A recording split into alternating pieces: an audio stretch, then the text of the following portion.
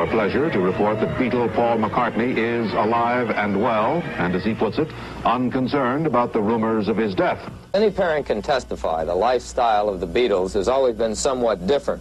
And if you believe current rumor, their style of revealing Paul McCartney's alleged death is being carried out with singular taste. Paul doesn't have shoes on. To some, that is a death symbol. Well, there he is. He walks, he talks, he sings. Paul McCartney of the Beatles. He finally got in front of a camera in Glasgow today to put an end to the speculation that he is no longer among the living. He is. And now the whole world has been apprised of that fact.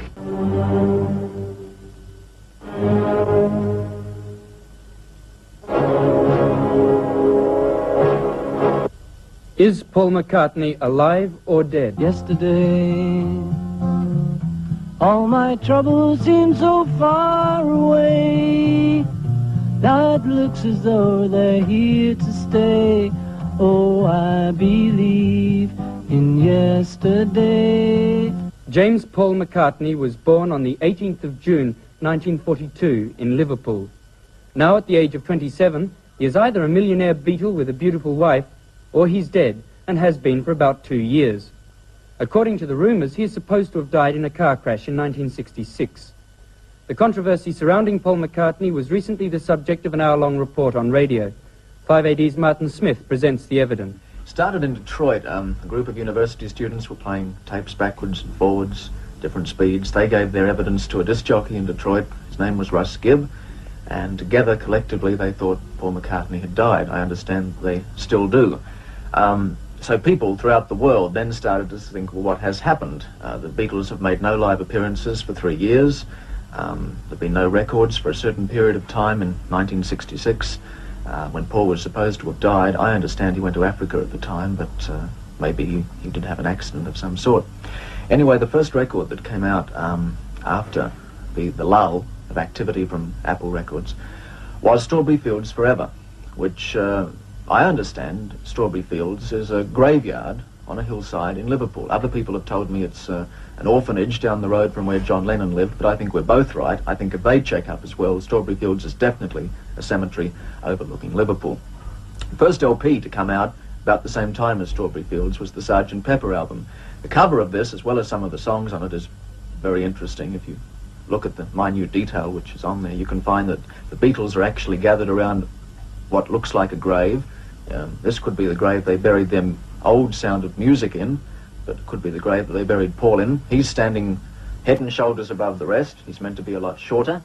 Around his wax model from Madame Tussauds are heads of Marlon Brando, who met a tragic death in The Wild One, and also Tom Mix. He died in a car accident. On the back of the album, Paul has his back to us. On the inside photos, the initials OPD are on his arm. Does that mean Oh Paul is dead? There's a guitar with left-handed strings, left-handed guitar on the around the grave. He was a left-handed four-string guitarist. So there you are. It goes from one thing to the other. And also musically on the record, at the very end, when the needle is running over the dead surface area, waiting to be taken back by the arm, well then there's a little bit there which caught our attention, and it could be, will Paul be back as Superman? Forwards, it doesn't sound like anything too much, but perhaps backwards, that does come out.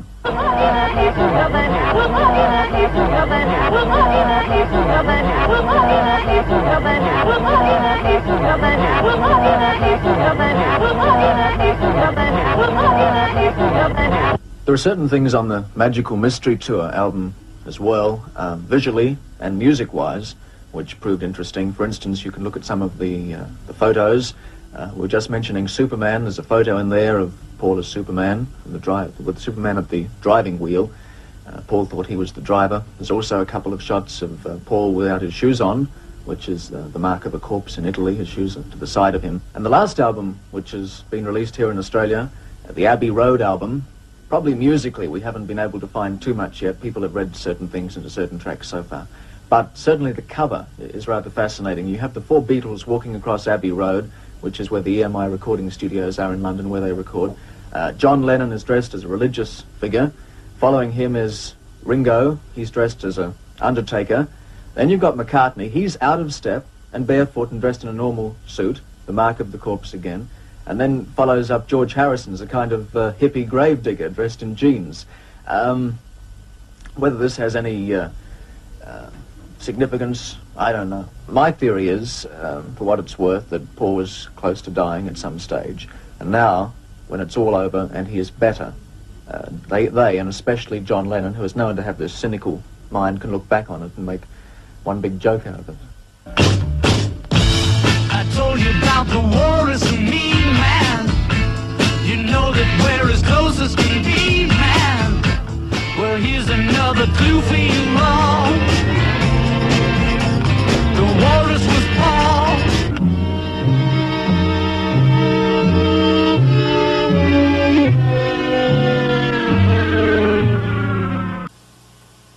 He wasn't there, that he didn't sing part of it or so on, but somebody else was singing at a time when the fans and when the label would indicate that it was Paul McCartney.